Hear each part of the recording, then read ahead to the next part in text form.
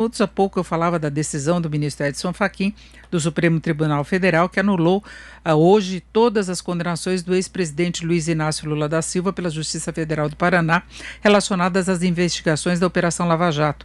Com a decisão, o ex-presidente Lula recupera os direitos políticos e volta a ser elegível. Fachin declarou a incompetência da Justiça Federal do Paraná nos casos do Triplex do Guarujá, do Sítio de Atibaia e do Instituto Lula. Agora os processos serão analisados pela Justiça Federal do Distrito Federal, a qual caberá dizer se os atos realizados nos 3 processos podem ou não ser validados e reaproveitados. A decisão atinge o recebimento de denúncias e ações penais. E nós vamos falar agora com o advogado especialista na área eleitoral, Alberto Rolo, que vai comentar para a gente essa decisão. Doutor Alberto Rolo, boa tarde.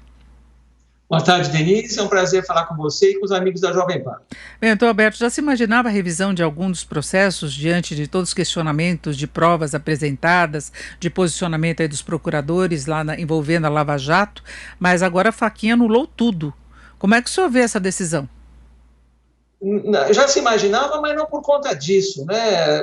Já se imaginava que talvez a posição do então juiz Sérgio Moro pudesse ser questionada, criticada, esses vazamentos de conversas também pudessem influenciar, mas nessa penada, numa canetada só, o ministro Fachin, então, anula todas as denúncias, todos os processos, todo o processamento, né, de processos criminais contra o Lula. Não dá para dizer que o direito eleitoral no Brasil não é dinâmico, né, Denise? Então, nós estamos aí um ano antes da eleição, a eleição é 2022, e aí voltamos a discutir a elegibilidade do Lula. Pela decisão, foi uma decisão tida em sede de habeas corpus, disse o ministro Fachin que a Justiça Federal do Paraná, então, não é competente, então todas as decisões da Justiça Federal, né, do Paraná, vão passar para a Justiça do Distrito Federal, como você mencionou no início da notícia, e então tudo aquilo que foi feito lá no Paraná estaria anulado hoje. Mas é bom lembrar, Denise, que é uma decisão monocrática do ministro Edson Fachin, que fica sujeita também à revisão. É lógico que ela está valendo, a partir do momento que ela foi assinada, já foi publicada, ela está valendo e tem que ser cumprida, mas ela também está sujeita à revisão, está sujeita a recurso. Agora, a única diferença do ponto de vista do ex-presidente Lula agora é para as eleições do ano que vem, né? Por enquanto haverá toda uma discussão na Justiça em relação a isso, inclusive ele declarou a incompetência da Justiça Federal do Paraná, mas os processos vão ser analisados pela Justiça do Distrito Federal, Justiça Federal. Agora, cabe decisão também do plenário do Supremo? Sim, eu imagino que o Ministério Público, né, irá recorrer dessa decisão. Volto a dizer, a notícia que a gente tem é que isso foi em sede de habeas corpus, então o Ministério Público atua nessas ações, nesta ação, né, um habeas corpus, e então o Ministério Público vai recorrer e vai levar esse julgamento para o plenário. Agora, também, Denise, já que a gente falou, né, novamente estamos falando da elegibilidade do Lula, eu me lembro que lá atrás, na eleição de 2018, o Lula teve um único voto em favor do registro dele, que foi justamente do ministro Edson Fachin. Naquela ocasião, foram 6 votos a 1 contra o registro do Lula e o único voto foi do ministro Fachin. Portanto, me parece que ele retoma algum entendimento que ele já tinha lá em 2018, agora de uma forma processualmente, né, voltada para o processo criminal, para as ações criminais e não mais para uma ação eleitoral. É isso, né? Só apenas o questionamento de prisão em segunda instância, cuja mudança acabou favorecendo o ex-presidente, mas também a questão de se colocar em dúvida e a possibilidade de anulação de todos os processos nos quais ele foi condenado. Exatamente.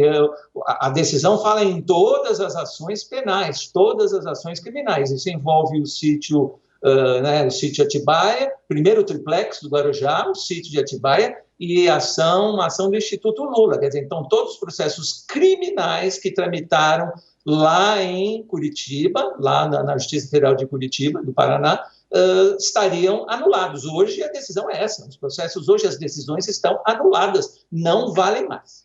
Agora, caberia à Justiça do Distrito Federal determinar se as provas podem ser reaproveitadas ou não, se haveria continuidade do processo e, havendo essa possibilidade, haveria tempo de discussão? Como é que ficaria a situação para as eleições do ano que vem?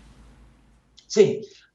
se mantida essa decisão, quando os processos chegarem lá na Justiça Federal do Distrito Federal, os juízes competentes, ou o juiz competente, vai analisar as decisões que foram tomadas e vai verificar se elas podem ser aproveitadas ou não, especificamente a sua pergunta sobre as provas, a produção de provas, ou se o processo começa da estaca zero. Não necessariamente porque houve um deslocamento da competência que nenhum ato vai ser aproveitado. Agora, especificamente, como a decisão do ministro Fachin fala em decisões, então me parece que as sentenças teriam que ser feitas novamente, teria que ser a Justiça Federal do Distrito Federal a decidir novamente. E aí nós estamos aí em março de 2021.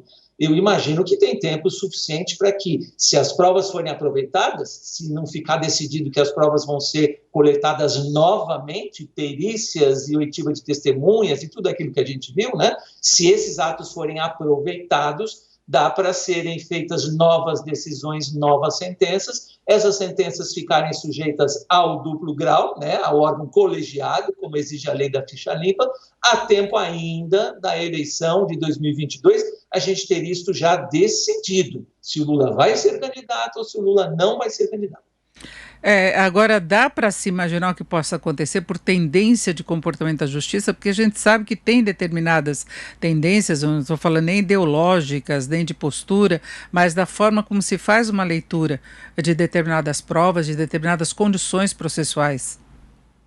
Eu acho que dá para imaginar, Denise, pelo seguinte, vamos lembrar que, apesar do ministro Fachin ter anulado essas decisões lá de Curitiba, do Paraná, os processos já foram submetidos, pelo menos, ao Tribunal Regional Federal lá do Sul, não é? E também ao STJ. Então, já tem decisões que foram mantidas pelo STJ. O que significa, e aí eu respondo objetivamente a sua pergunta, significa que se essas decisões colegiadas, tanto do TRF lá do Sul, né, da região Sul, quanto do STJ forem respeitadas, porque também são desembargadores federais, também são ministros, né, são membros do Poder Judiciário que decidiram nesse sentido, eu não imagino a Justiça Federal de Brasília, do Distrito Federal, decidir diferente. Imagino pegar o processo do triplex do Guarujá e dizer, não, está tudo errado, o Lula é inocente. Não imagino pegar o processo do sítio de Atibaia e dizer, não, está tudo errado, o Lula é inocente. Eu não imagino isso. Então, como você perguntou, a tendência é que a Justiça Federal lá do Distrito Federal também mantenha as decisões de condenação. Só que isso atrasou as consequências. Agora, na verdade, a gente vê um questionamento geral da postura do ex-juiz e ex-ministro da Justiça, Sérgio Moro, por vários partidos. Não é questão apenas da oposição ao atual governo. Nós vimos Moro saindo do governo, sendo bombardeado também e muito questionado, e por todos os apoiadores do presidente Bolsonaro em relação à forma como ele teria agido em relação a outras investigações, as denúncias que fez contra o presidente Bolsonaro. Isso aumenta a fragilidade de Moro. O senhor acha que isso pode contaminar também as decisões da justiça referente a decisões dele?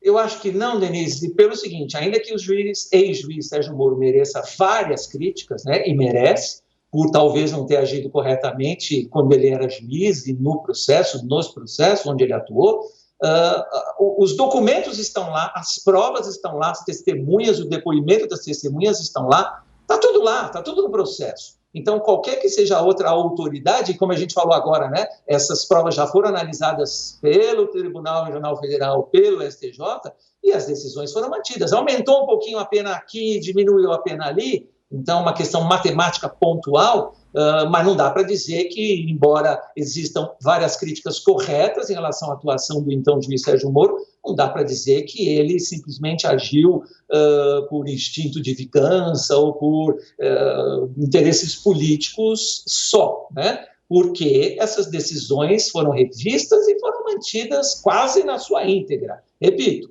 aumentou um pouquinho a pena dali, diminuiu um pouco a pena daqui, o principal, a condenação, as condenações foram mantidas. Então, eu tenho certeza que os próximos passos dos processos da Justiça Federal do DF vão levar isso em consideração. Vamos falar, olha, o juiz Sérgio Moro talvez tenha sido um pouquinho parcial, algo parcial, mas no todo, no geral, ele acertou, tanto que as decisões foram mantidas.